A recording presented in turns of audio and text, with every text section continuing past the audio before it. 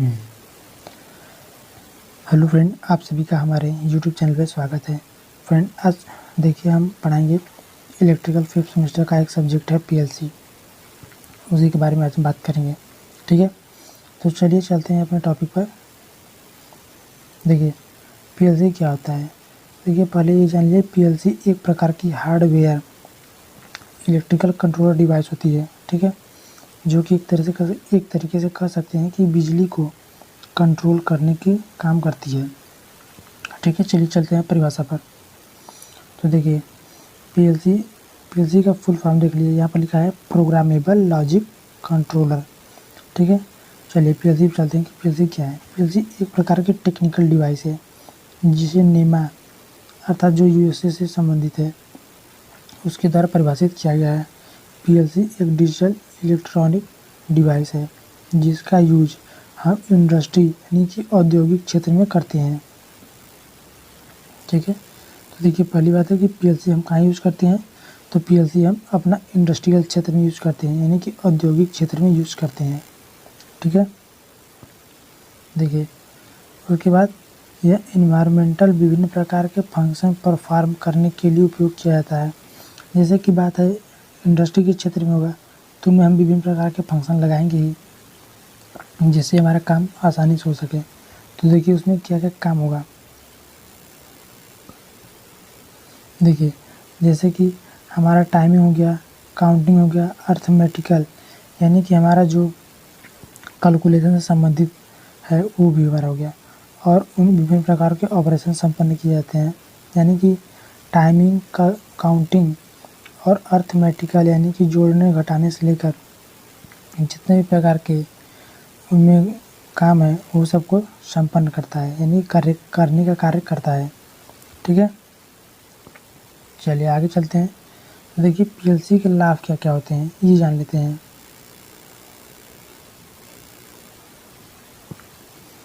चलिए advantage of PLC.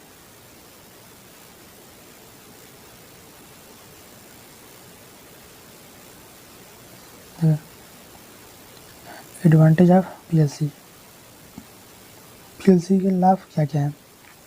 देखिए पहला है फ्लेक्सिबिलिटी यानी लचीलापन, कि वह कितनी अच्छे तरीके से कार्य कर सकता है।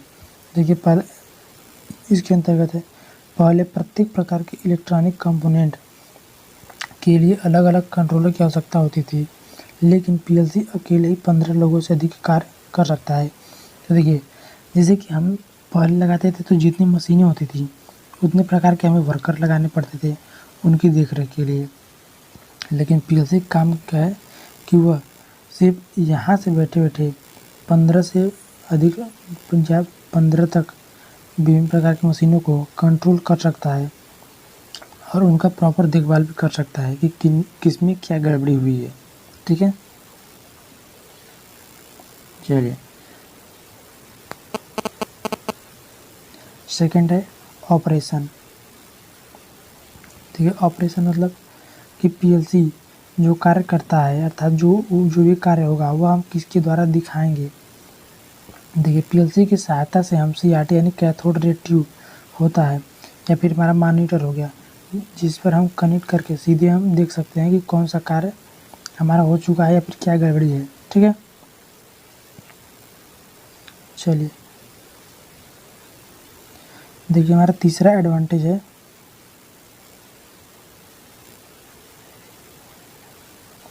देखिए तीसरा एडवांटेज है ladder and Boolean programming method. देखिए लैडर अथवा बूलियन प्रोग्रामिंग को इलेक्ट्रिकल अथवा टेक्निकल द्वारा लैडर मोड में संपन्न किया जाता है। ठीक है, चौथा फास्टर रिस्पांस टाइमिंग, अर्थात वह कितने जल्दी से जल्दी कार्य को करता है, अर्थात जो भी हम उसको इन्फॉर्मेशन दे रहे हैं वह कुछ सेकंड में कर दे रहा है, उसे कहते हैं फास्टर रिस्पांस टाइमिंग। ठीक है, देखिए पीएलसी को अधिक स्पीड वाली एक रियल टाइम एप्लीकेशन के लिए निर्मित किया जाता है। प्रोग्रामेबल रियल टाइम में ऑपरेट होते हैं, अर्थात जैसे कि हमने पीएलसी को कोई इन्फॉर्मेशन दी तो वह कम से कम समय में उसको करके तुरंत इन्फॉर्म कर दें हमको। ठीक है, चलिए अगर ये देखिए 5वां है मिनिमम मेंटेनेंस। मिनिमम मेंटेनेंस का मतलब है कि पीएलसी जो कार्य कर रहा है अर्थात उसके अंदर जो भी कंपोनेंट लगे हैं उनकी मरम्मत के लिए कम से कम में समय लगता है और कम से कम खर्च में मरम्मत हो जाती है। वही कह रहा है मिनिमम मेंटेनेंस। पीएलसी के द्वारा ऑपरेट किए जाने वाले इंस्ट्रूमेंट को कम से कम मेंटेनेंस की आवश्यकता पड़ती है। तो कहने का मतलब है कि उनमें जो भी कंपोनेंट लगे होते हैं उनको देखिए पीएलसी के द्वारा ऑपरेट किए जाने वाले इंस्ट्रूमेंट को मेंटेनेंस की कम आवश्यकता पड़ती है अर्थात वे जल्दी ख़राब नहीं होते। ठीक है, छठा पॉइंट है ट्रबल शूट। अर्थात ट्रबल शूट का मतलब कोई भी समस्या जैसे ईयर की समस्या हो गई, सॉफ्टवेयर की समस्या हो गई, उसे हम इजीली सॉल्व कर सकते हैं।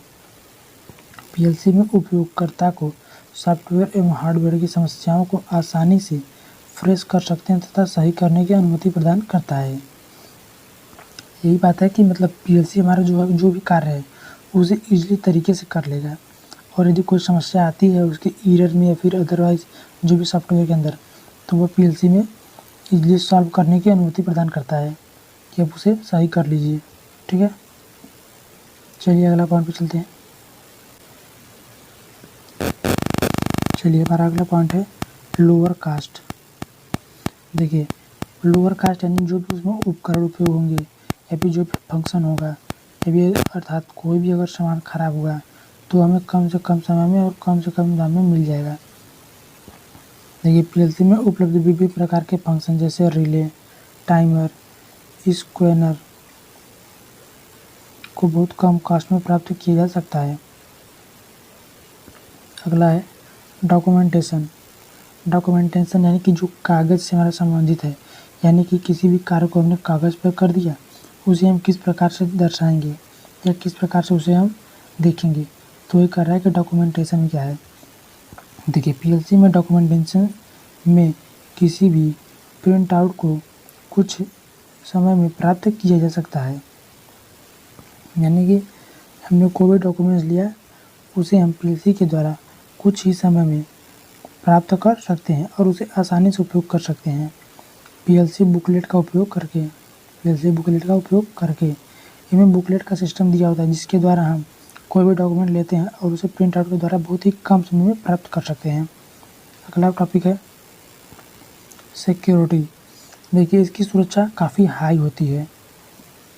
चलिए सिक्योरिटी चलते हैं। पीएलसी में प्रोग्राम में परिवर्तन तब तक नहीं किया जा सकता जब तक कि उस पर उचित प्रकार से अनलॉक नहीं होता है। अर्थात पीएलसी में एक प्रकार से कह सकते हैं कि डाटा चोरी की समस्या कम हो जाती है अर्थात इसे रोका जा सकता है और इसकी सिक्योरिटी काफ़ी हाई होती है। इनमें किसी भी प्रकार से डाटा से छेड़छाड़ नहीं कर सकते। ठीक है, चलिए ब्लॉक डायग्राम देख लीजिए। कंप्यूटर का ये ब्लॉक डायग्राम है।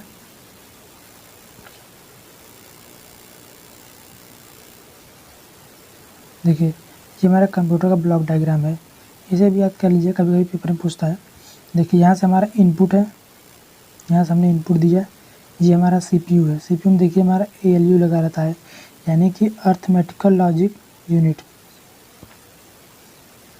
देखिए सीयू है, यहाँ पर कंट्रोलर यूनिट है और यहाँ पर मेमोरी जो कि हमारे डाटा को स्टोर करता है और यहाँ पर हम आउटपुट जिसके द्वारा हम आउटपुट देखते हैं जैसे स्क्रीन हो गया, मॉनिटर हो गया, स्पीकर हो गया इत्यादि। ठीक है, जैसे कि हमने यहाँ से कोई इन्फॉर्मेशन दी तो सीपीयू में गया। सीपीयू के बाद अर्थमेटिकल प्रॉब्लम जो भी ये अर्थमेटिकल वाला अपना कैलकुलेट करेगा और कंट्रोल करने का काम कंट्रोलिंग यूनिट करेगा और जो मेमोरी बचेगा जो डाटा को कुछ स्टोर करता है, स्टोर करने योग्य होगा तो स्टोर करेगा और जो हमें आउटपुट दिखाना है वो हमें आउटपुट के माध्यम से स्क्रीन पर प्राप्त हो जाएगा। ठीक है, तो चलिए चलते हैं अपने अगले टॉपिक पर। ये सब देख लीजिए, सही है। देखिए हमने ऊपर ब्लॉक डायग्राम देख लिया। अब देखेंगे इनपुट क्या होता है और आउटपुट क्या होता है। ठीक है, चलिए इनपुट देखते हैं। इनपुट क्या है। देखिए इनपुट क्या होते हैं। इनपुट यूनिट के माध्यम से हम डाटा को इंस्ट्रक्शन प्रदान करते हैं अर्थात जैसे कि हमने ऊपर ब्लॉक डायग्राम में दिखाया कि जो कोई भी हम इंटर करेंगे तो हमारा सीपीयू में जाएगा, सीपीयू से फिर हमारा आउटपुट में प्राप्त होगा। तो देखिए इनपुट में हमारा हो गया keyboard, mouse, joystick, touch screen और स्कैनर, इन सभी के द्वारा हम इनपुट डाटा प्रदान करते हैं। ये सीपीयू क्या होता है? सीपीयू का पहले फुल फॉर्म देख लीजिए, सेंट्रल प्रोसेसिंग यूनिट होता है सीपीयू। सीपीयू के माध्यम से हम, यानी कि सीपीयू एक प्रकार से कंप्यूटर का मस्तिष्क होता है, अर्थात कोई भी सूचना हम देते हैं तो सीपीयू उसे कंट्रोल करता है और उसे समझता है कि क्या हमें करना है, अर्थात हमें कि इंस्ट्रक्शन क्या दिया गया है। ठीक है, चलिए सीपीयू को हम कंप्यूटर का ब्रेन कहते हैं। सीपीयू के बिना कंप्यूटर सिस्टम पर वर्क करना संभव नहीं है। इसके माध्यम से हम विभिन्न प्रकार के सिस्टम को ऑपरेट कर सकते हैं। ठीक है, समझ में आ गया? चलिए एएलयू देखते हैं कि एएलयू क्या होता है। देखिए एएलयू हमारा होता है अर्थमेटिकल ऑपरेशन।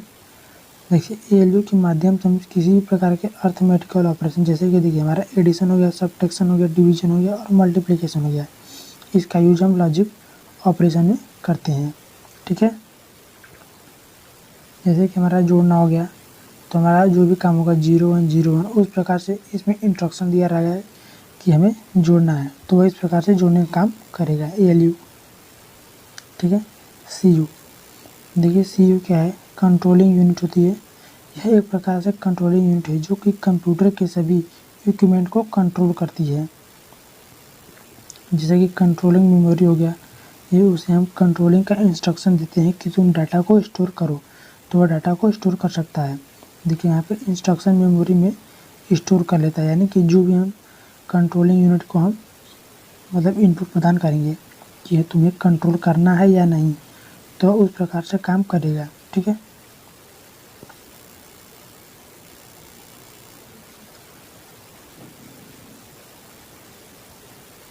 चलिए देखिए अब हमारा टॉपिक है मेमोरी।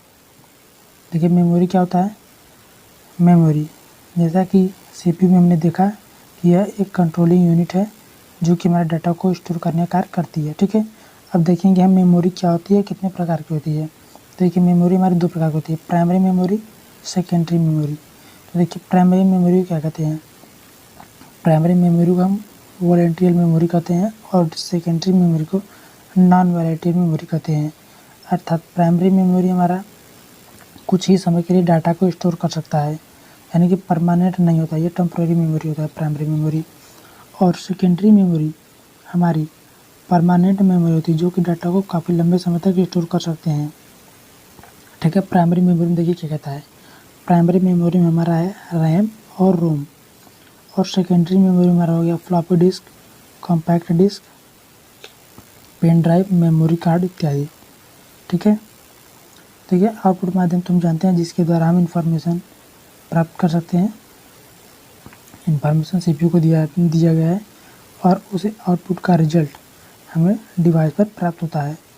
जैसे कि हमारा प्रिंटर, प्रोजेक्टर, स्पीकर, जैसा कि हमने ऊपर बता दिया था कि सीपीयू के जो आउटपुट होगा वो हमें कैसे प्राप्त होगा? प्रिंटर के द्वारा, मॉनिटर के द्वारा, स्पीकर के द्वारा। ठीक है, चलिए अब चलते हैं अपने सीपीयू और कंप्यूटर और पीएलसी में अंतर पर, कि कंप्यूटर और पीएलसी में क्या अंतर होता है। चलिए चलते हैं, तो चलिए चलते हैं difference between PLC and computer. चलिए हमारा पहला है पीएलसी। तो देखिए पीएलसी एक प्रकार की इलेक्ट्रॉनिक डिवाइस है जो कि डिजिटल सिग्नल पर ऑपरेट होती है। तो देखिए हमारा कंप्यूटर एक माइक्रो प्रोसेसर पर आधारित डिवाइस है जो गतिविधियों को संपन्न करता है, यानी माइक्रो प्रोसेसर यानी कि छोटे से छोटे प्रोसेस को काम करता है। सेकंड पॉइंट है पीएलसी सभी क्रियाओं को ऑनलाइन दर्शाता है, जबकि हमारा कंप्यूटर सभी क्रियाओं को उसके आंतरिक भाग में संपन्न करता है। ठीक है, पॉइंट नंबर 3,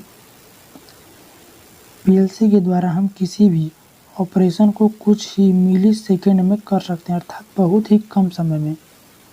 लेकिन इसके अलावा देखिए कंप्यूटर क्या करता है?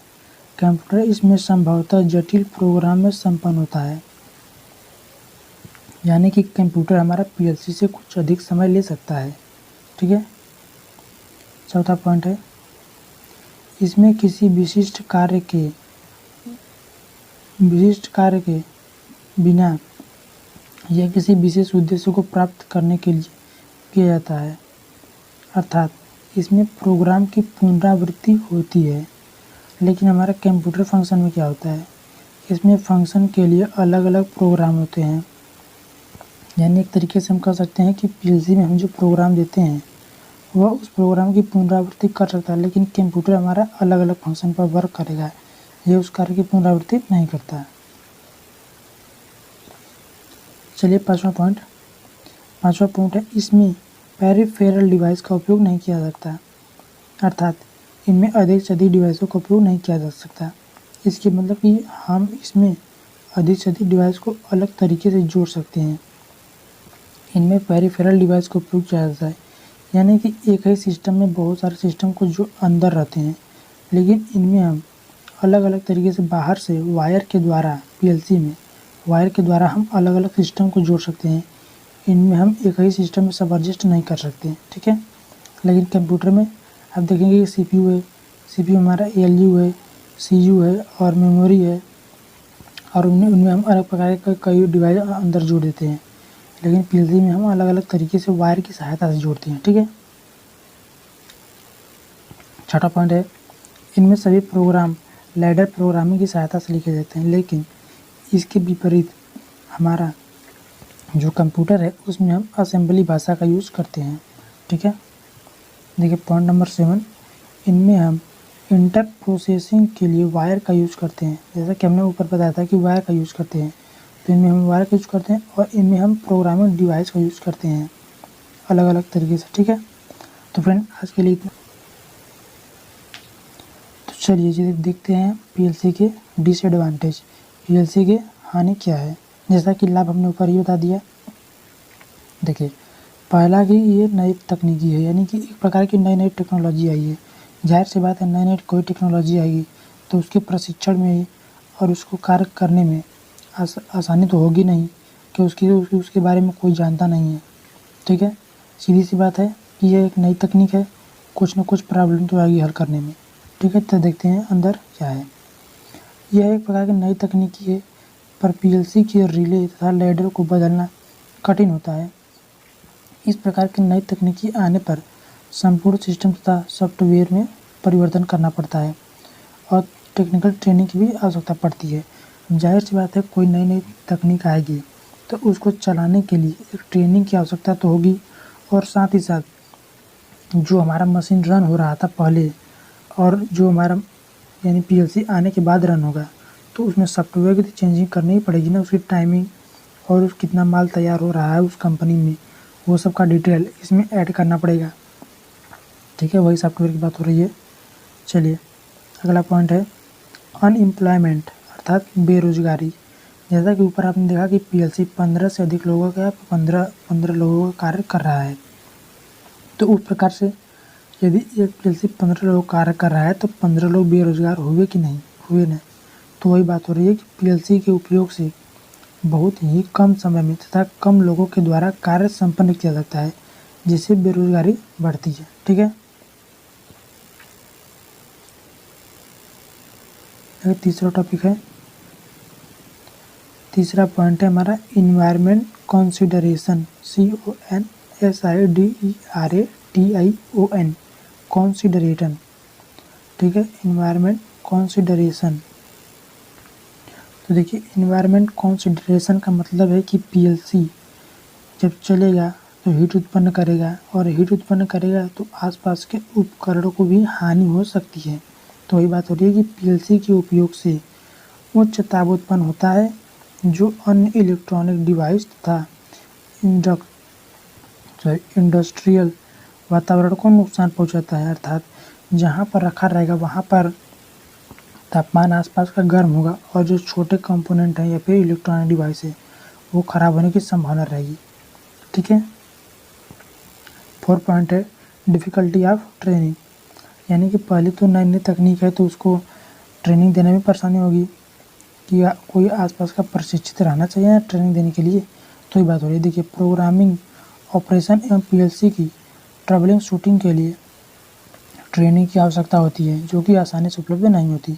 अर्थात उनमें कोई भी प्रकार की समस्या आई पीएलसी में तो उसके ट्रबल को शूट करने के लिए अर्थात समस्याओं को हल करने के लिए कोई एक्सपर्ट चाहिए। बिना एक्सपर्ट के तो होगा नहीं। चलिए पॉइंट नंबर 5 चलते हैं। देखिए 5वां टॉपिक है डिफ़िकल्टी ऑफ डिज़ाइन। पीएलसी को लैडर प्रोग्रामिंग के द्वारा निर्मित किया जाता है और इसको कुछ एडवांस डिवाइस के साथ इंटरफेस कराने पर सिग्नल प्राप्त नहीं होते हैं। अर्थात उनकी जो भी डिज़ाइन होगी वो अभी एक एक्सपर्ट ही कर पाएगा, सभी लोग तो कर नहीं सकते हैं। इस प्रकार से उसकी डिज़ाइन में भी समस्या होगी, अर्थात उसकी प्रोग्रामिंग तरीके से कर सकते हैं। 6वां पॉइंट है रिक्वायरमेंट मॉड्यूल। उनमें उपयोग होने वाले उपकरण। ठीक है, पीएलसी को विभिन्न इनपुट और आउटपुट पर इंटरफेरेंस कराने के लिए विभिन्न प्रकार के मॉड्यूल की आवश्यकता होती है जो कि आसानी से उपलब्ध नहीं होती। अर्थात उनमें उपयोग होने वाले जो भी हमारे मॉड्यूल्स हैं वो भी हमारे मार्केट में हो सकता है कि आसानी से न मिल पाए। पॉइंट नंबर 7 है fail cell operation. Fail cell operation देखिए क्या कहता है कि रिले ऑपरेशन में स्टॉक बटन सर्किट को इलेक्ट्रिकल को डिस्कनेक्ट करता है। यदि पावर फेल हो जाता है तो सारा सिस्टम वहीं रुक जाता है और प्रोग्रामिंग फिर से करनी पड़ती है। यानी कि एक प्रकार से कह सकते हैं कि यह एक फेल सेल ऑपरेशन में एक स्टॉक सिस्टम होता है जिसमें हम इलेक्ट्रिकल सप्लाई प्रदान करते हैं तो हमारा जितना भी डाटाबेस है वो सब उसमें इकट्ठा रहता है और जैसे ही पावर डिस्कनेक्ट होता है शायद वो भी डिस्कनेक्ट हो जाए, उस प्रकार के प्रोग्राम हमें फिर से करनी पड़ती है। तो ये सिस्टम की बात हो रही है कि पावर फेल हो जाने पर हमारा सारा सिस्टम वहीं रुक जाता है और हमें प्रोग्रामिंग फिर से करनी पड़ती है। तो देखिए ये हमारा रहा पीएलसी का डिसएडवांटेज। अब मिलते हैं नेक्स्ट टॉपिक में। पीएलसी क्या होता है ये तो हमने देख लिया, अब देखेंगे पीएलसी के प्रकार। ठीक है, तब तक के लिए धन्यवाद।